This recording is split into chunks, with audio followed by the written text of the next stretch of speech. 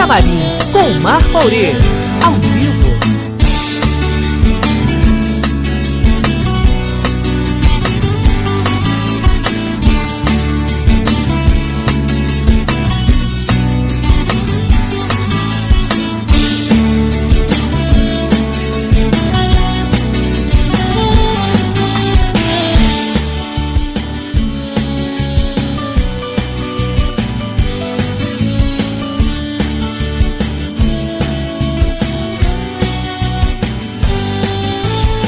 Camarim, onde você é convidado a entrar.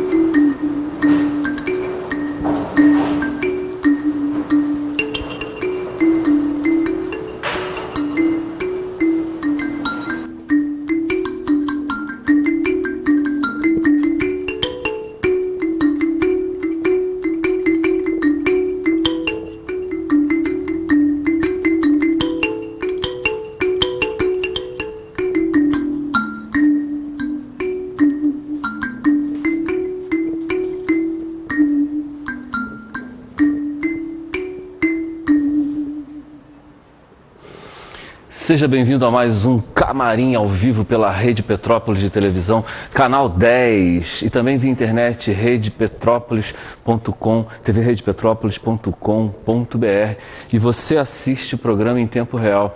Bem, nós temos também um site no YouTube, um canal no YouTube, youtube.com/Camarim Programa, e você assiste as edições antigas do programa.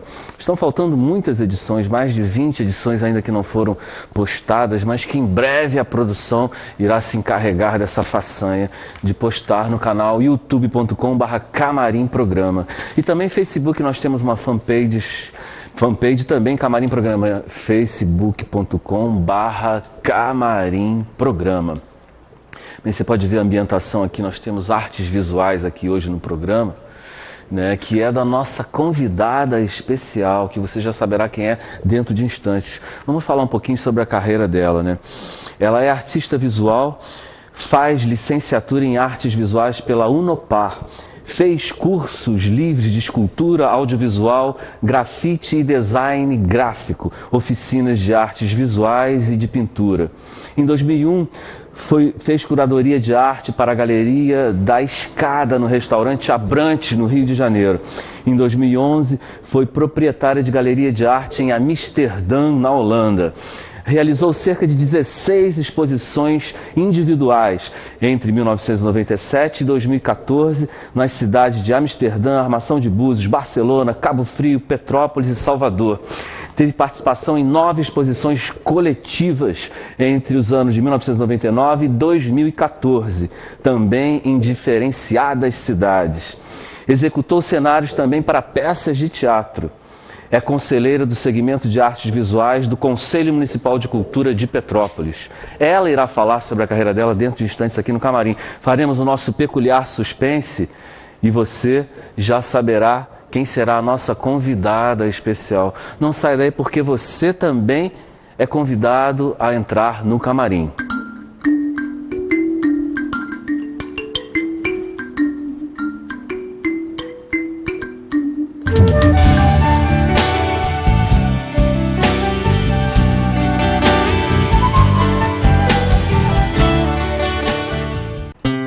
Declame um poema, ensaio no camarim, invente uma cena, qualquer coisa assim. O programa Camarim já vai para o seu 3º ano de existência. Aqui já se passaram mais de 100 artistas e a maioria deles, a despeito de seus talentos, sempre esteve fora da grande mídia. Por quê? Porque a grande mídia prefere focar no emergencial, no descartável. Mas Camarim não. Camarim, ao contrário, foca no artista, na sua obra e na sua trajetória como um todo. Dessa forma, o programa acaba se transformando num banco de dados, num histórico, né, de cada artista que aqui se apresenta. Por essa razão, o apoio cultural é fundamental. Fundamental para que essa luz, a luz do Camarim, continue acesa. Por quê? Porque se a arte precisa de vida, a vida também precisa de arte. Venha para o camarim, seu apoio cultural é fundamental. Cante uma música, ensaio no camarim. Se a vida é pequena, celebre enfim. Camarim, camarim.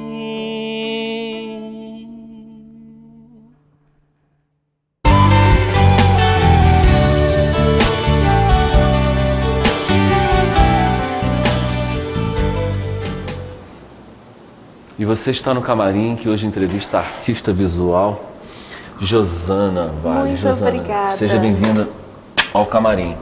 Obrigada, Macorian. Onde é o camarim da artista plástica? Bom, eu trabalho em 1000 lugares diferentes, né? Atualmente eu estou trabalhando em casa e estou com uma produção tanto de artes plásticas quanto artesanato. Eu entrei nessa e audiovisual.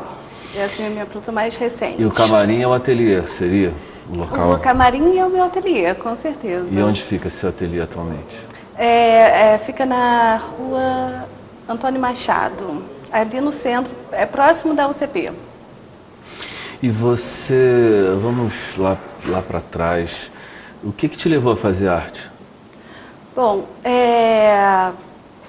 arte é uma necessidade, né? Sempre foi uma necessidade na minha vida. Então, eu acho que os artistas, eles não têm outra opção. A arte não é uma opção. A arte é o único caminho. Ela te pega. Ela te pega. Então, e não tem como você escapar, sabe? Então, assim, é vestir a camisa e ser feliz. Porque é a única coisa que vai fazer você feliz. Verdade. E se não fosse artista, enlouqueceria. Com certeza. Mais ainda, né? Mais ainda. Enlouqueceria mais, digamos assim, né? É verdade. Mas você tem na família alguém... Assim, meu pai gostava muito de arte, né? E se arriscava um pouco, mas nunca fez nada super relevante. Era mais na área de artes plásticas também. Uhum. Minha mãe foi fotógrafa durante um tempo. Então, assim, havia uma simpatia na minha casa, mas não chegava a ser um empurrão, sabe? Assim, você... Tanto que eu estudei contabilidade, né, no segundo grau, porque falaram, você tem que ter uma profissão, né? Então... A arte não é profissão para muitas pessoas. Exatamente. Então, é assim, um hobby, né? Uma catarse, uma brincadeira. As pessoas nunca me incentivaram realmente. Isso não teve. Mas havia uma simpatia. Que bacana e tal. E foi assim, né? Você começou... E você já desenhava quando era pequena, não? Muito. Sempre desenhou? Muito, sempre. Assim, eu tinha paixão. E uma coisa que eu comentei há pouco tempo, eu tive uma infância muito pobre, né? E o meu sonho era ter uma coleção de lápis da Faber-Castell, de lápis de cores, Faber-Castell, que era o melhor, né? Que realmente as cores ficam vivas. E então, assim, a coisa do consumo, ela ia para a arte. Depois, na adolescência, as pessoas gastavam dinheiro com roupa, com baile, com não sei o quê, e eu usava o meu dinheirinho para fazer curso de pintura. Então, assim, sabe, sempre... Que legal. Sempre tive E você teve, enfim, a coleção? Atualmente eu tenho. Fui até presenteada há pouco tempo no meu aniversário. Que legal. Com os lápis de cor Faber-Castell. Que legal.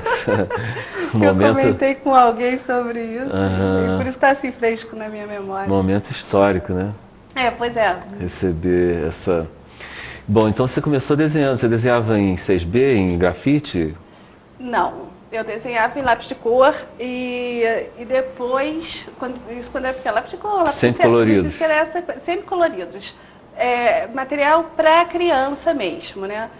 Na escola, então eu tinha um material de escola que eu aplicava em casa. Eu fazia muita boneca de papel, então eu tinha as que compravam prontas e eu mesma desenvolvia as minhas e as roupinhas e tudo mais.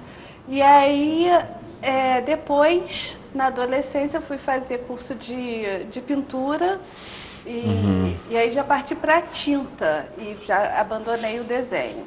Aí fiquei 1 ano no curso de pintura, no curso livre do Rui Stilpen, que era aqui em Petrópolis. E depois da pintura, eu fui fazer um curso só de grafite, que me ajudou muitíssimo na pintura, porque o curso eu usava assim, várias grafites diferentes, né? Desde o 2H até o 7B, o 8B. Na época tinha uns bastões de grafite também, que eram compactos e massivos. E eu trabalhava sem cor. Então foi quando eu aprendi mesmo a trabalhar a tonalidade, né? A variante de uma coisa. Então, enquanto a maioria dos artistas trabalham 3 tons em uma cor, eu sinto que eu trabalho muitos mais, assim, sabe? Uma infinidade. E foi o grafite que te deu essa... Foi o grafite que me deu... essa variação, né? Essa habilidade. De tonalidade, né? Essa técnica. Essa técnica, né? Com muito sombreamento, né? Muito, muito. E depois, quando eu passei a fazer a pintura, porque eu sempre fui muito apaixonada pela optical art, né? E aí, quando eu quis fazer pintura com efeito... Optical art são as imagens num suporte bidimensional que tem um efeito tridimensional, né?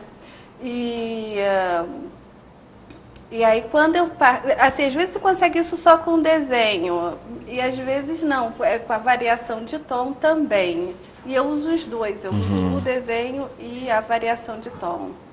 Mas... quando eu fui fazer as pinturas que eu quis fazer com esse efeito de volume a partir do plano da tela para fora, porque geralmente quando existe o efeito tridimensional na pintura, nas mais antigas existe muito, é do plano da tela para dentro, é como se a tela fosse uma janela. Sim. E a minha ideia era fazer o contrário, né? Fazer o volume a partir da tela para fora. Que existe, mas pouquíssimos, né?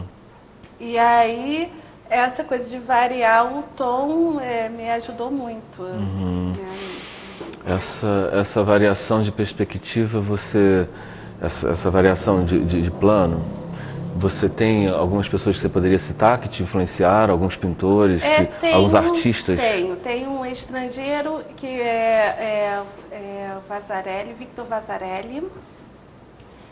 Coloridos? Muito colorido, eu trabalhei muito colorido.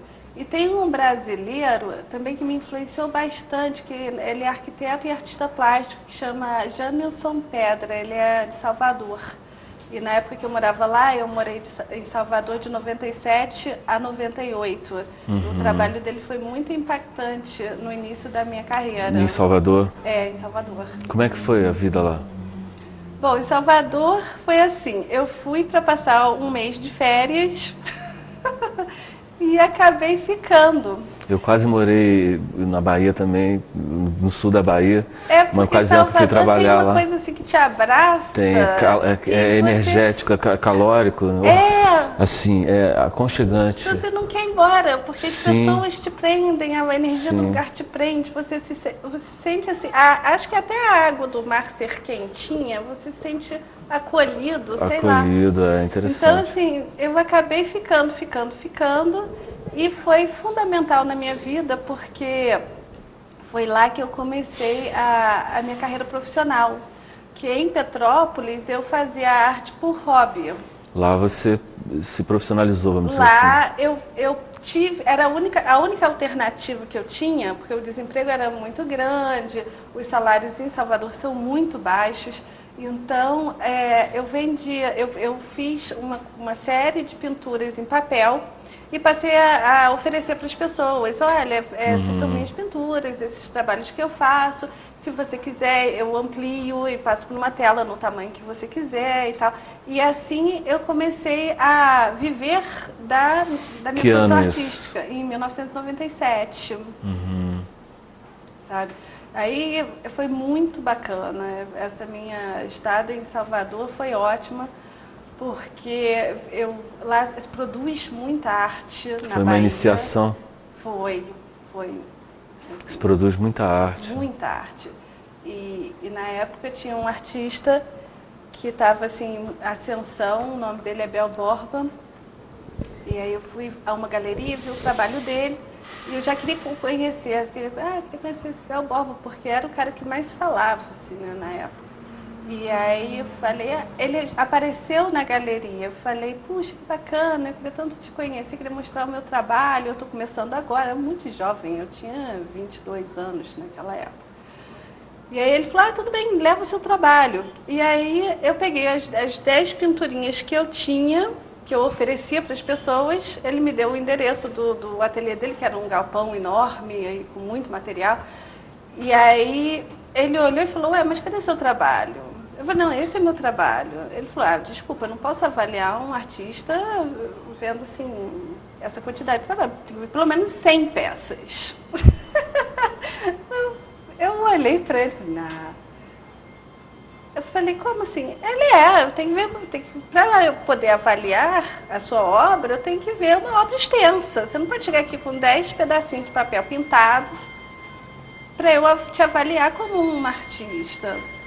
E aí eu falei, mas para você é fácil, porque você vive aqui nesse ateliê gigante, nesse galpão, você pode fazer escultura, tinha assim, pilhas de telas, muito material para escultura e tudo monumental.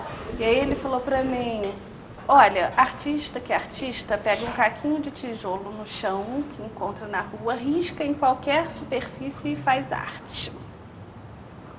Aí para casa com uma bomba dela. Então tá, desculpa, obrigada. E aí eu fiquei pensando, e agora, o que eu faço, né?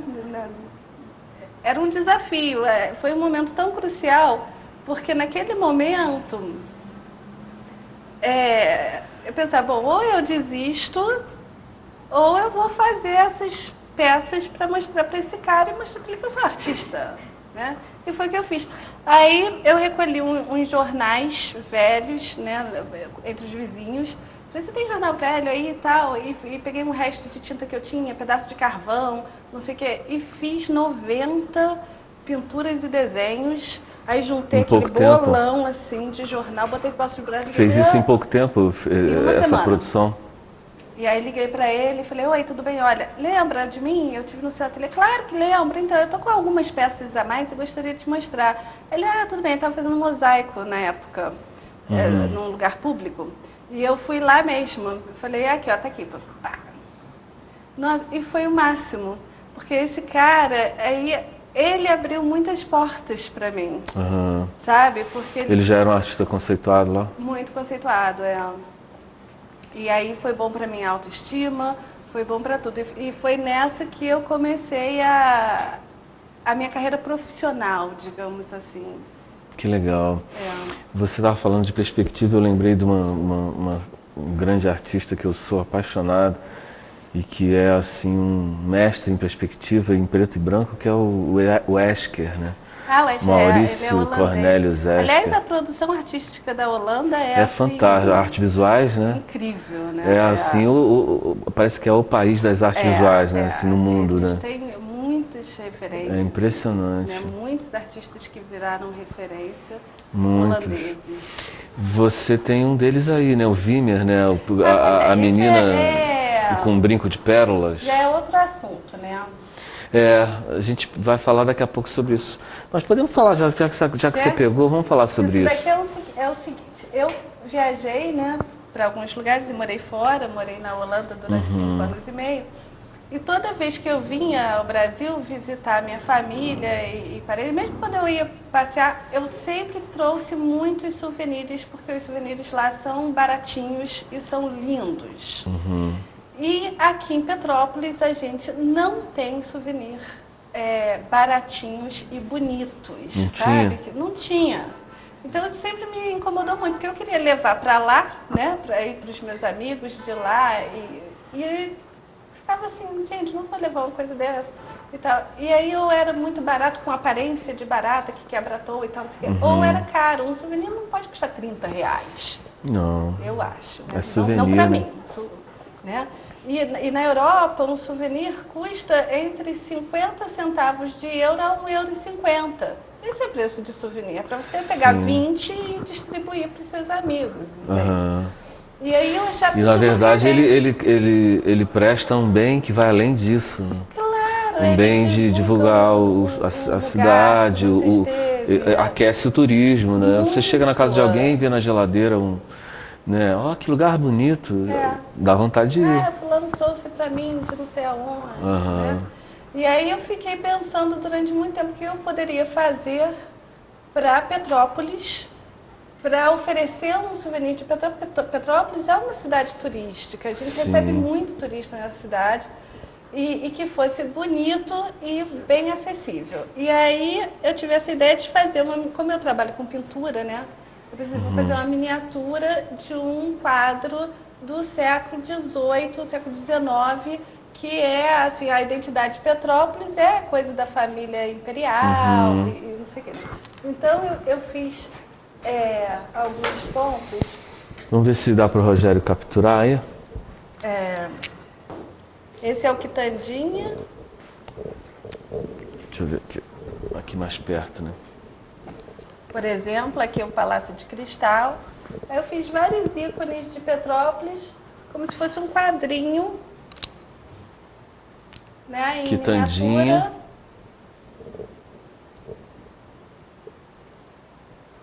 Tá fora de foco.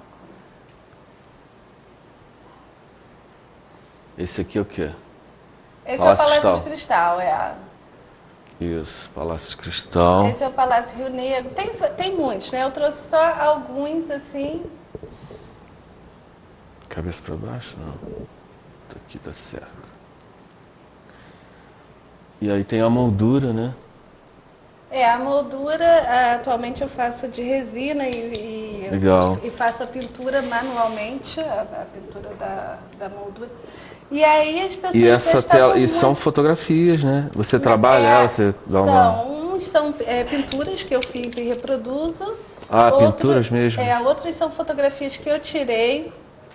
E aí trabalhei a fotografia num programa que eu tenho, de um editor de imagem, para fazer ela parecer uma pintura ou uma aquarela. E aí tá fazendo E quanto assim. custa cada um desses? Bom, média? R$7 Aham.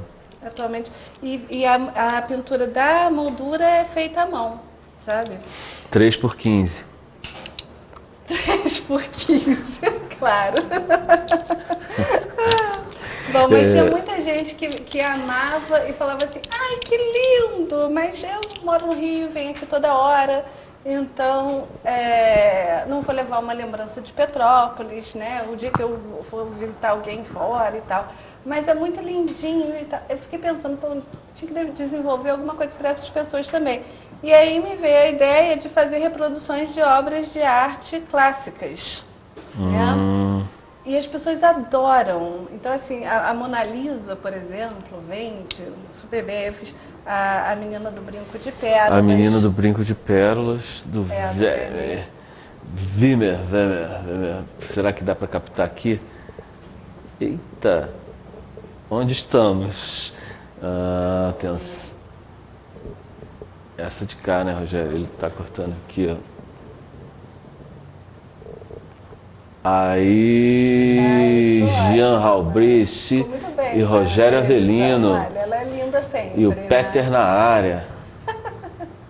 Lindo, lindo, lindo. Aqui ficou legal, hein, esse fundo preto. Nós vamos fazer um intervalo e voltaremos dentro de instantes, continuando a conversa com Josana Vale. Até já. Até já.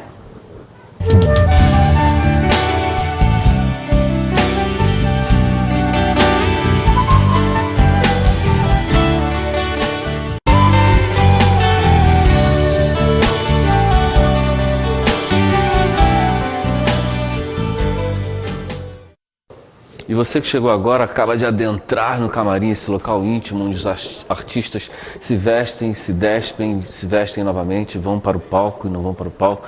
Mas hoje nós temos uma artista que não é de palco, das artes visuais, né? E como é que foi você chegar a ter uma galeria em Amsterdã, Galeria Josana? Como é que foi esse momento? Me mudei para a Holanda em 2006, né? Porque eu tive um relacionamento com um holandês com quem eu fiquei durante 9 anos.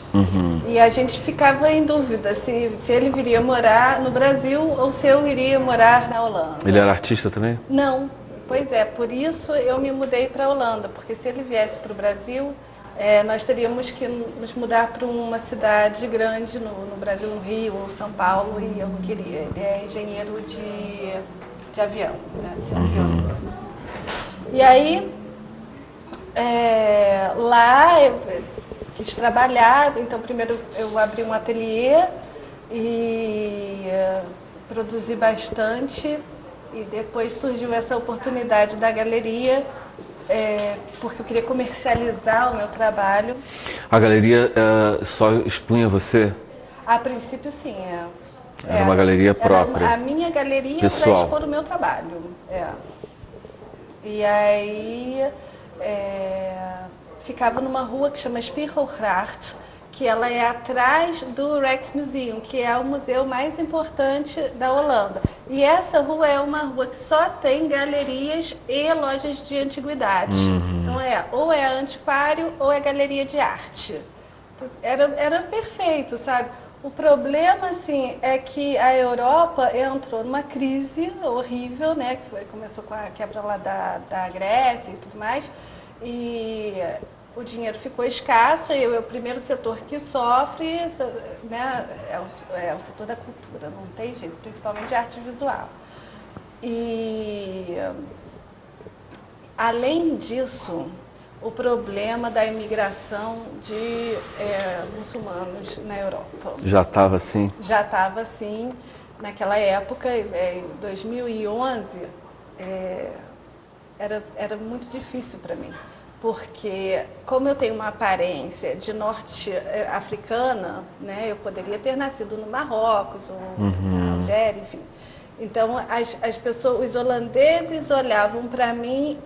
Porque, veja bem, o problema é que os muçulmanos, eles não se integram na sociedade holandesa. Ficam uma comunidade à parte. Eles vivem uma sociedade à parte. Então, assim, nós recebemos imigrantes do mundo inteiro no Brasil. Mas as pessoas viram brasileiras em um ano, né? Porque a sociedade já abraça uma todo fusão, mundo, uma né? integração. Imediatamente, praticamente. E na Europa, não. Além de ter essa cultura que você é o imigrante e eu sou o holandês, né? No caso, na Holanda... quando é um povo que tem uma cultura totalmente diversa e não se adapta às leis do país, à sociedade do país, é muito diferente, então começa a haver conflitos mesmo. Então, os holandeses estavam num momento assim de frustração e quase intolerância, uma intolerância em relação aos muçulmanos. E eu sofria discriminação dos dois lados, porque os holandeses olhavam para mim e pensavam, uma muçulmana mais. E num momento de crise, o que acontece? Os imigrantes já não são mais bem-vindos, porque quando eles estão com uma fartura muito grande, eles precisam do imigrante para fazer o serviço que eles não precisam fazer. E como há excesso de oferta de trabalho, então o imigrante vai para lá fazer o quê? Cuidar de idosos, fazer faxina, limpar a escola. Mas quando há a crise e há desemprego, então os holandeses querem fazer esses trabalhos, porque eles querem fazer qualquer trabalho. E aí o imigrante já se torna demais. Então, assim, nos lugares públicos eu sentia um pouco assim, aqueles olhares de que você não é bem-vindo, enfim. E, por outro lado, os imigrantes, principalmente do Marrocos, me viam como uma marroquina, só que uma marroquina que não respeita as tradições, porque eu não usava o paninho na cabeça. Então, eles me olhavam com um olhar tão agressivo, às vezes, e eu ficava com medo. Então, o clima de tensão era muito grande já naquela época. Quantos anos você morou lá? Em Amsterdã? Morei durante 5 anos e meio. Em Amsterdã? Em Amsterdã. E o que você pode dizer a respeito da tão decantada liberalidade? Puxa, eu adoro, assim, né? É uma cidade que tem, apesar de você estar narrando inicialmente Não, mas isso é um problema social preconceito, né? deles. Mas veja bem, não é exatamente um preconceito. Por exemplo, na hora que a pessoa sabe que eu sou brasileira, aí muda imediatamente. O problema é que No os dia a dia, sim, os imigrantes, desconhecidos, os né? desconhecidos, exatamente, os imigrantes de origem muçulmana, principalmente do norte da África, porque tem os turcos também, que se integram melhor, que trabalham e tal. Mas os do norte da África, eles têm aquela mentalidade de fazer o mínimo possível. Assim, muitos, né? Claro, a gente não pode generalizar, tem sempre as suas exceções. Mas as pessoas vão para lá tirar proveito de uma sociedade desenvolvida. Então, se puder não trabalhar e se encostar na verba do governo, viver de subsídio, vai fazer. Então, assim, eles criam uma série de problemas, além de não se integrar na sociedade, eles custam muito dinheiro para a sociedade holandesa, que trabalha muito, porque eles realmente são ricos, né? Assim, eles vivem num patamar muito acima da média do brasileiro, mas lá não existe essa discrepância também, né? De diferença econômica, social, como no Brasil. Não é tão assim. E tem uma democracia, né? Tem. Instaurada, né? Tem. As leis claro. também não são tão rígidas, eles permitem muitas coisas que aqui não se permite, no resto do mundo não se assim, permite. lá eu aprendi a ser mais civilizada, assim, que, né, se chama de civilização, é respeitar o outro, entender a diferença, entender que você não tem que gostar do que eu gosto, né, é isso. O latino fica tentando se embolar até demais às vezes, né? Pois é. Não, e lá todo mundo tem muita liberdade. Então, por exemplo, né, logo que eu cheguei, eu sempre não é que eu me chocava, eu me surpreendia com as coisas. Então eu fui visitar o tio do meu ex-namorado. E aí ele, com várias fotos de família na parede, foi me apresentar a família. Olha, essa aqui é minha filha e o marido dela, tem essas crianças, não sei o quê. Esse aqui é o meu filho e o marido dele, que faleceu. Então, quer dizer, quando que um pai brasileiro de 70 anos vai mostrar no porta-retrato lá de família, né, o seu filho com um companheiro que já era até falecido, né, que morreu num acidente, infelizmente, isso foi uma coisa trágica na família, com orgulho, sabe? Com aquela coisa, com aquele sentimento, com o sentimento de amor, que é um membro da nossa família. Então, assim, muitas coisas. Interessante, né? isso. E muitas coisas que pra gente é tabu, para eles é regulamentado por lei. Então não tem que discutir, não tem mais que discutir. Lei é lei e pronto, sabe? E nisso é o que esbarra os muçulmanos, porque eles não admitem muitas coisas. Né, eles não têm tanto respeito pela opção sexual da pessoa. Se a pessoa for homossexual, por exemplo, Sim. então não pode viver na Holanda, dá problema. Ah, sim, dá um Dá choque, problema, né? porque lá na Holanda isso Choque já cultural imenso. É um choque cultural imenso, Imagina. sabe? E você aprendeu o idioma? Aprendi. Aprendi porque eles têm um programa de imigração, né, para justamente tentar melhorar essa coisa da integração social. Então, a gente frequenta a escola obrigatória durante 1 ano, é obrigatório, e aí depois, se você não alcançar um certo nível de conhecimento da língua holandesa, eles prorrogam. Que legal.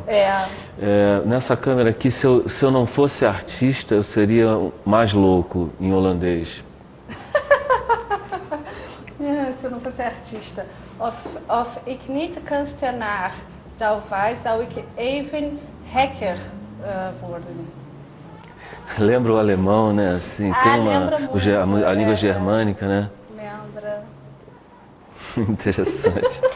Mas assim, o meu holandês não é perfeito, e faz muito tempo que eu não falo, né?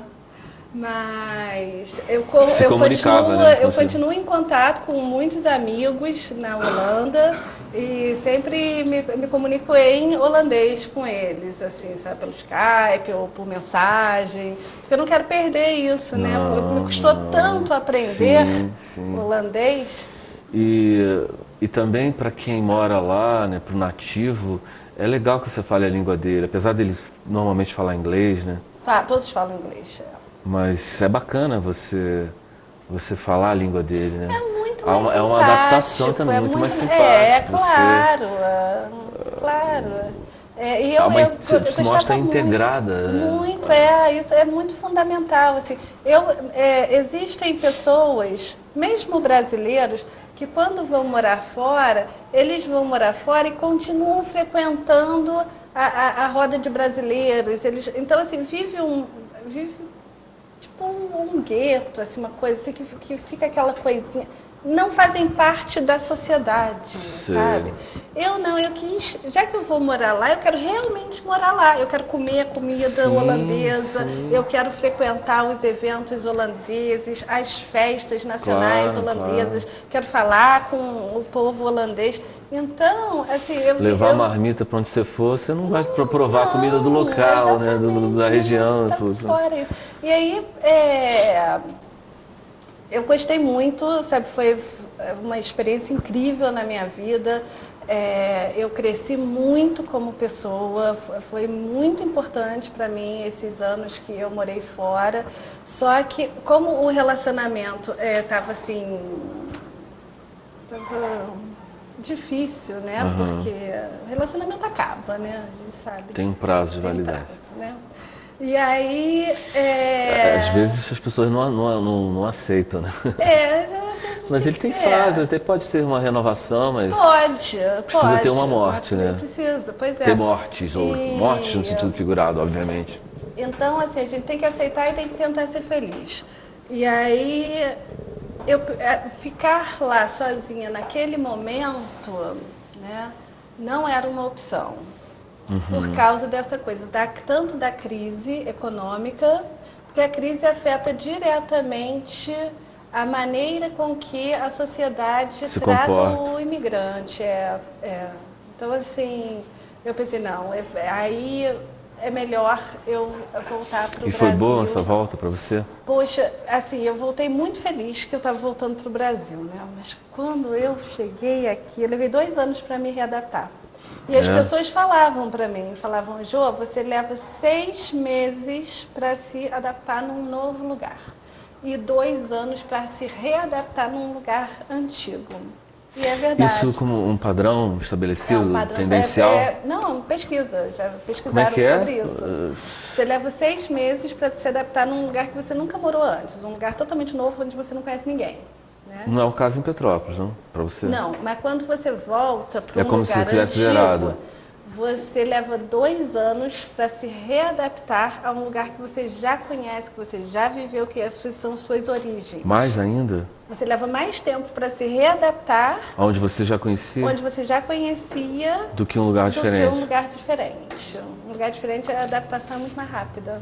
Porque então, talvez você se permita mais também, né? Provavelmente. Mergulhe mais. O tank, o verbo tank, né? Isso, deve ser isso. Eu não sei os motivos que levam, mas eu sei que existe uma pesquisa que chegaram a essa foi batata? conclusão. Comigo foi batata. E aí eu voltei super feliz e encantada de estar de volta no Brasil, porque né, o Brasil em plena ascensão e tudo mais.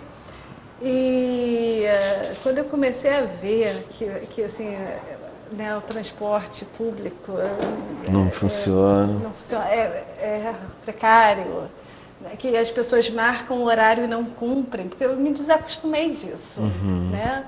Eu fiquei com uma pontualidade britânica, porque lá assim, tudo funciona no horário certo. Então, aí você chega, marca com uma pessoa, aí dá 15 minutos esperando, a pessoa nem liga para dizer assim, olha, estou no engarrafamento, né? Todo mundo tem telefone, você pode pelo menos dar. Aí você tenta ligar para a pessoa para dizer, olha, você vem ainda ou não é? Aí o telefone está fora de área. Então, quer dizer, essas coisas me irritavam assim profundamente. Continuam me irritando, mas muito menos, porque eu estou readaptada. Sim. Tinha que voltar a fazer um estádio na Bahia, né? Porque lá... Pois é. Mas, assim, foi difícil Eu me imagino. readaptar aqui. Vamos falar sobre a tua obra, assim, além, né, você falou dos souvenirs, você utiliza alguns suportes diferenciados, uns chassis que você... Então, o chassi, aí eu tenho que te mostrar, né? Sim, No caso, pega a tela mesmo. O que acontece?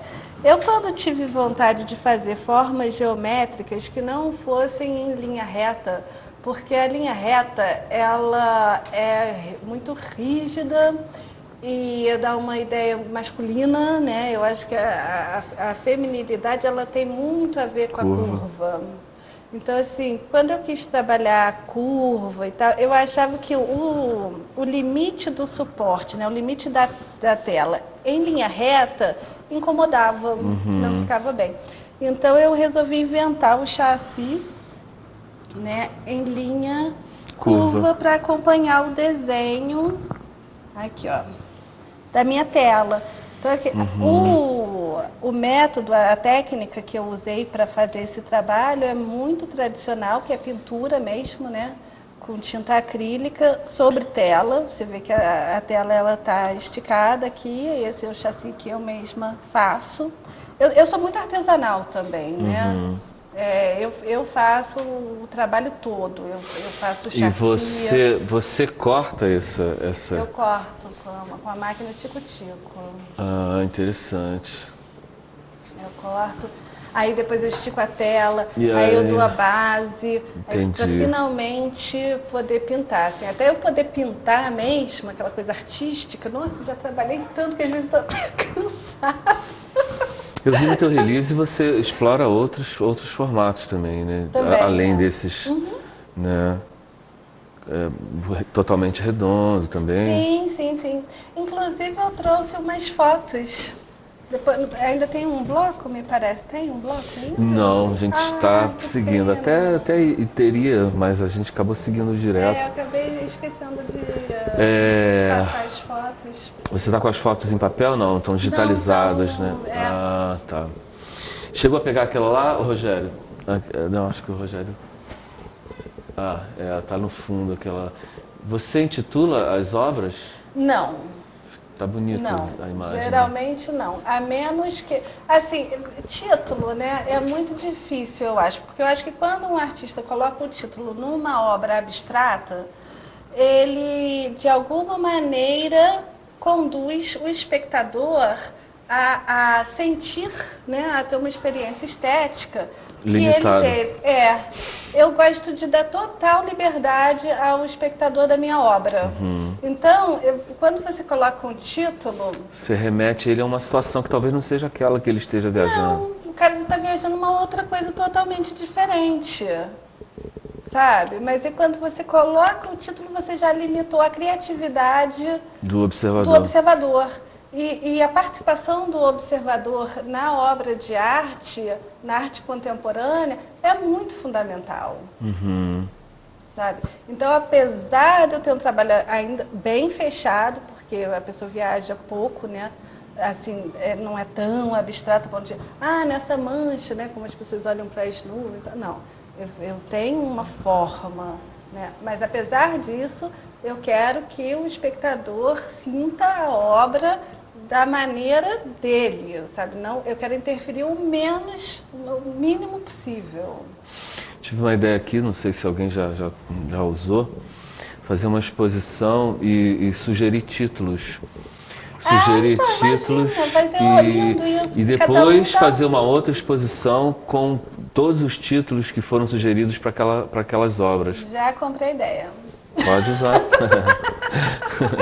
Adorei, não é legal? E aí depois muito você legal. verá assim, o novo observador vendo esses variados títulos, ele também vai passar a ver gamas diferenciadas da dele, né? Certamente. Pois né? há pouco tempo, né, nós fizemos uma exposição coletiva aqui em Petrópolis sobre o centenário do Vinícius de Moraes. E eu achei muito difícil trabalhar esse tema, né? Porque eu não queria fazer um trabalho mediano e tal, eu queria fazer um trabalho bem bacana, consistente, mas que remetesse ao tema. Então eu pintei uma folha de caderno. Você ficou com uma música específica? Não, eu pintei uma folha de caderno porque quando falo Vinícius de Moraes, para mim, mais do que a música, para mim é assim, o soneto. Porque ele escreveu tantos sonetos. Sim. E eu acho que quase todo mundo, quando aprende poesia e aprende sobre o que é soneto, aprende através de um soneto dele, sabe? Tem muitos, né? E aquele soneto de fidelidade, que é famosíssimo, e tem um livro inteiro só de sonetos. Então, De tudo ao meu amor seria atento. Antes. Ah, não, vamos, por favor, recite o soneto. Ensaio no Camarim, Josana Vale.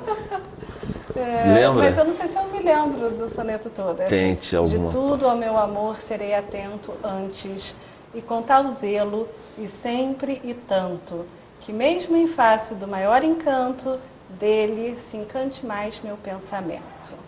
Quero vivê-lo em cada vão momento, e em seu louvor hei de cantar o meu canto, e rir o meu riso, e derramar o meu pranto, ao seu pesar ou ao seu contentamento. E assim, quanto mais tarde me procure, quem sabe a morte, a angústia de quem vive, quem sabe a solidão, o fim de quem ama, eu possa me dizer do amor que tive, que não seja imortal, posto que a chama, mas infinito enquanto dure. Isso. Até que lembrei, né? Não sei se eu mandou recitei bem, corretamente, parabéns. mas é por aí. Bom, então eu pintei uma folha de caderno grande, assim, o quadro é 1,10 m por 1,10 m. E pintei a forma de soneto com uma espátula, uma pintura bem abstrata, em cima assim como se fosse o título, e depois cada linha, 2 quartetos e 2 tercetos. E aí as pessoas visitavam a exposição e começavam a recitar os sonetos. Eu tô lendo! E liam aquela pintura abstrata, sabe? Então, assim, esse feedback do público, para mim, na minha vida, é muito importante. Sim, estamos chegando ao fim. Eu queria que você falasse rapidamente o que é para você. Você está como titular de Conselho de Cultura? Sim, eu sou conselheira da cadeira de artes visuais. De artes plásticas. O título está Artes Plásticas? É Artes Plásticas porque na época... Era Artes Visuais. Na época que eu estava lá, a gente tinha intitulado Artes Visuais. Não sei, deu problema. Na época eu não estava morando aqui, inclusive. E aí eles quiseram 2 cadeiras, a de audiovisual, porque se fosse artes visuais, enquadraria audiovisual. Então fizeram 2, por um problema desses, não sei, foi o que me foi passado. Então fizeram artes plásticas e audiovisual. São 2 cadeiras dentro do conselho. E eu também fiquei na dúvida, a princípio eu achava que fosse artes visuais, e depois... porque o audiovisual não é uma arte visual, né? Ele Pois tem mas o áudio como que o diferencia da arte visual. Quer dizer, ele assim, no segmento mesmo, Mas tem... hoje em dia o audiovisual é totalmente separado da arte visual. A arte visual você tem a fotografia, você tem pintura, escultura. Tem filme também, né? Os filmes você até pode ter imagens sem áudio, mas... Mas aí foi uma coisa dessas, mas isso aconteceu há muito tempo, quando criaram, há 10 anos, sei lá, não me lembro quando foi, que criaram o Plano Municipal de Cultura e o Conselho Municipal de Cultura, é uma discussão daquela época. E aí foi o que me... o plano foi em 2010. Então tem 5 anos, né? Então, é uma coisa assim. E aí eu... fui eleita para representar o segmento. Você tem 15 segundos para... Não dá para falar nada. Bom, gente, por favor, os artistas plásticos e as pessoas interessadas em arte, compareçam à próxima reunião do segmento, que vai acontecer no Centro de Cultura domingo, às 15 horas. E você está com uma galeria em Petrópolis? Não, pois a galeria não Não tô, eu fechei. Fechou? Fechei porque quase fui assaltada na rua, ficava muito ermo o lugar. E aí, por problemas de segurança, eu acabei fechando, porque eu ficava lá trabalhando sozinha e fiquei com medo de continuar. Que venham outros espaços. Mas estou procurando outro espaço. Já. Beleza, quero agradecer a sua presença no Eu camarim. que agradeço. Muito obrigado. Obrigada a você. E parabéns pelas obras. Camarim fica por aqui. Reprise desse programa domingo que vem, às 19h30. E na próxima segunda-feira, às 17 horas, mais um camarim exclusivo aqui pela Rede Petrópolis Televisão. Um grande abraço e até lá.